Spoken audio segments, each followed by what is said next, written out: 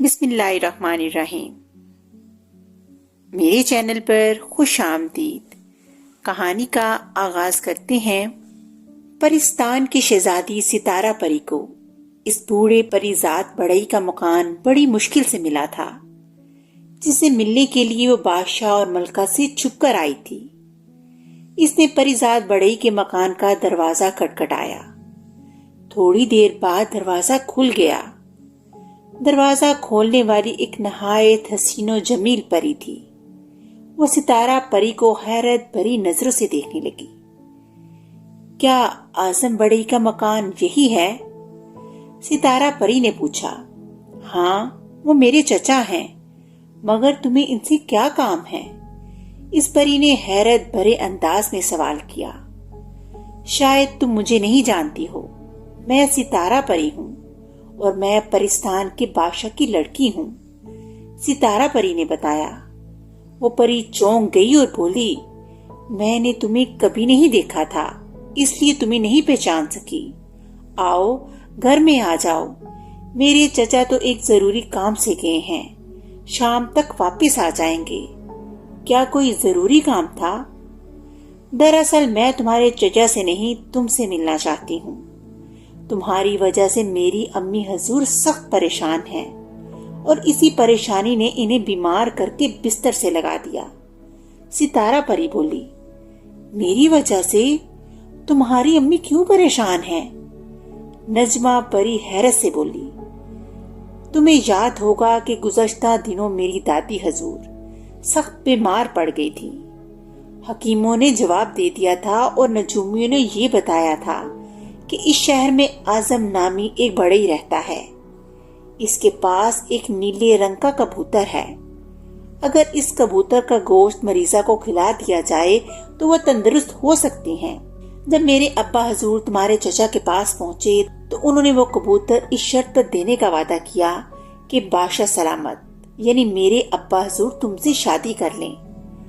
मेरे अब्बा हजूर को चूंकि दादी जान से बेहद मोहब्बत है, इसलिए उन्होंने इस शर्त को मंजूर कर लिया।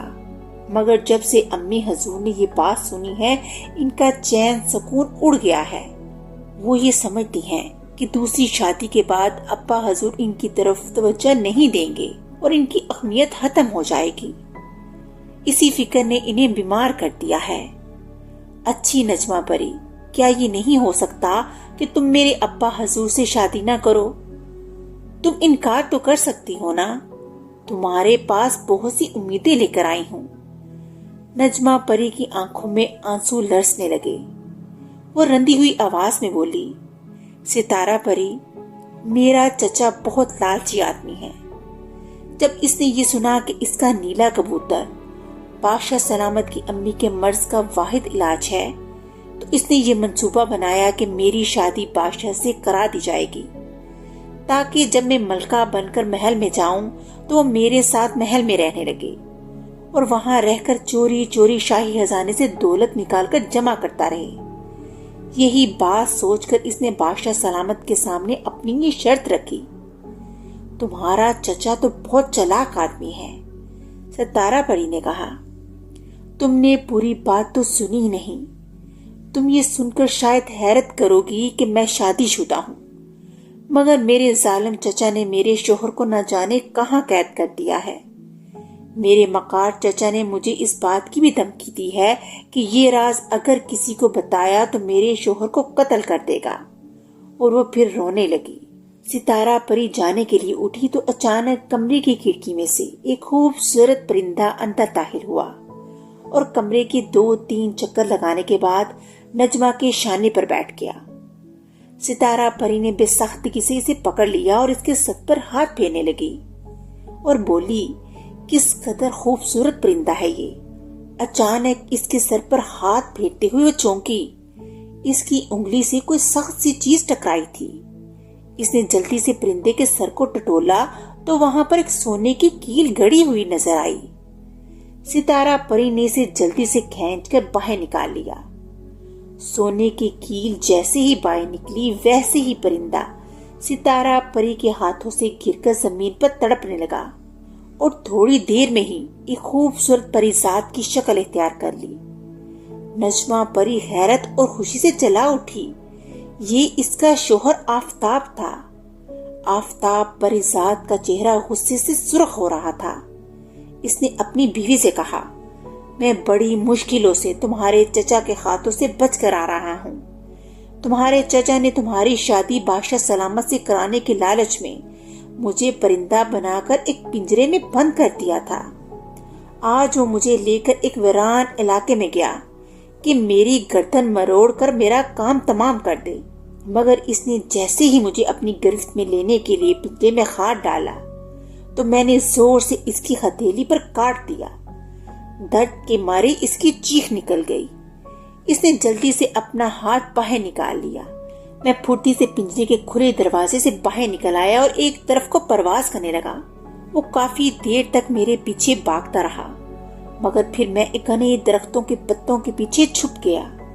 وہ مجھے ادھر ادھر ڈھونڈتا رہا، پھر مایوس ہو کر چلا گیا۔ اب میں سیدھا یہیں آ رہا ہوں۔ نجمہ گھبرا کر بولی، خدا کے لیے آپ کہیں چھپ جائیے، ایسا نہ ہو کہ وہ پھر آپ پر جادو کر دے۔ پھر ابھی اس کی بات مکمل ہی ہوئی تھی کہ باہر کا دروازہ بڑے زور سے کھلا۔ نجمہ پری بکھلا گئی، جلدی سے بولی، آپ اس پلنگ کے نیچے چھپ جائیے، شاید وہ آ گیا ہے۔ آفتاب کے لیے چھپنے کے علاوہ کوئی چارہ نہ تھا۔ وہ جلدی سے پلنگ کے نیچے گھسنے لگا، مگر اتنے میں وہ مکار بوڑھا اعظم آ گیا۔ اس نے نہایت غصے سے کہا، آفتاب، اب تیرا چھپنا بیکار ہے، میں نے تجھے دیکھ لیا ہے۔ اب میں تمہیں زندہ نہیں چھوڑوں گا، کیونکہ تو نے میرے ہاتھ پر اتنی زور سے چونچ ماری کہ اس میں سے خون نکلنے لگا اور درد بھی بہت ہو رہا ہے۔ چل باہر نکل، ورنہ پکڑ کے کھینچتا ہوں تیری ٹانگ۔ آفتاب پریزاد بیچارہ چپ چاپ باہر آ گیا۔ نجمہ پری کی آنکھوں میں آنسو تیرنے لگے تھے اور اعظم پریزاد آفتاب کو گھورنے لگا۔ چونکہ وہ آفتاب کی طرف متوجہ تھا، اس لیے وہ ستارہ پری کو نہ دے سکا، جو دبے قدموں اس کی طرف پیچھے کی جانب سے بڑھ رہی تھی۔ اس کے ہاتھوں میں وہی سونے کی کیل تھی جو اس نے آفتاب کے سر سے نکالی تھی۔ اعظم کے قریب پہنچ کر ستارہ پری نے اچھل کر وہ کیل اس کے سر میں پیوست کر دی۔ اعظم زمین پر گر کر تڑپنے لگا اور پھر زیادہ دیر نہ گزری تھی کہ وہ ایک پرندہ بن کر اڑا اور کھڑکی میں بیٹھ گیا، اور وہ ستارہ پری کو گھور رہا تھا۔ اپنے ظالم اور لالچی چچا سے نجات پا کر نجمہ پری بے حد خوش نظر آ رہی تھی۔ اس نے ستارہ پری کے سر پر ہاتھ پھیرتے ہوئے اس کی عقل مندی اور پھرتی کی تعریف کی۔ آفتاب نے بھی اس کو شاباش دی۔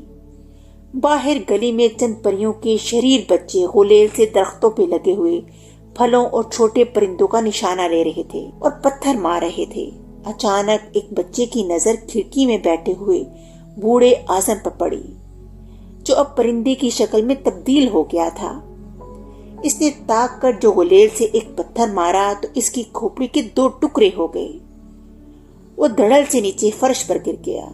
کھوپڑی ٹوٹنے کی وجہ سے جادو کی کیل بھی نکل گئی تھی اور وہ اب پھر اپنی اصلی شکل میں آ چکا تھا۔ آفتاب نے مردہ اعظم کی طرف نفرت سے دیکھا اور بولا، لالچ اور ظلم کا یہی انجام ہوا کرتا ہے۔ اچھا ہوا جو یہ مر گیا، ورنہ پھر کوئی مصیبت کھڑی کر دیتا۔ آفتاب نے ستارہ پری کا بہت بہت شکریہ ادا کیا۔ نجمہ بولی، جاؤ بہن، اب تمہیں ہماری طرف سے کوئی شکایت نہیں ہوگی۔ پھر ستارہ پری سے اجازت لے کر اٹھتی ہوئی اپنی محل کی طرف آئی۔ اس نے بادشاہ اور ملکہ کو اس مکار بڑے کی چالاکی کے بارے میں سب کچھ بتا دیا کہ وہ کس طرح ہوشیاری اور بے ایمانی سے نجمہ پری کی شادی بادشاہ سے کرا کر شاہی خزانے سے دولت حاصل کرنا چاہتا تھا۔ بادشاہ نے سب کچھ سنا اور کہنے لگا، بیٹی، دراصل مجھے تمہاری دادی سے اتنی محبت ہے کہ میں انہیں کسی تکلیف میں نہیں دیکھ سکتا، اور ان کی بیماری کے پیش نظر میں نے مکار اعظم سے اس کی بھتیجی سے شادی کی بات بھی قبول کر لی تھی۔ مجھے اس کے دل کی بات کا کوئی پتہ نہ تھا کہ وہ اس شادی کے پیچھے کون سا مطلب رکھتا تھا۔ چلو اچھا ہوا ہم اس کی چالاکی اور فریب سے بچ گئے، ستارہ کی امی نے کہا، اور پھر بادشاہ اور ملکہ کے علاوہ دادی جان نے بھی اس واقعے پر بہت افسوس کا اظہار کیا۔ بادشاہ تو خود ہی دوسری شادی نہیں کرنا چاہتا تھا، مگر وہ تو ایک مجبور تھا اور مجبوری پر راضی ہو گیا تھا۔ ملکہ کے لیے بھی اب پریشانی کی کوئی بات نہ رہی تھی۔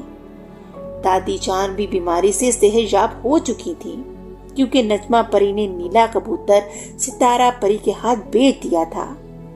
اس کے بعد سب ہنسی خوشی زندگی بسر کرنے لگے اور کہانی کا اختتام ہو گیا۔ اگلی کہانی کے ساتھ پھر ملوں گی، تب تک کے لیے اللہ حافظ۔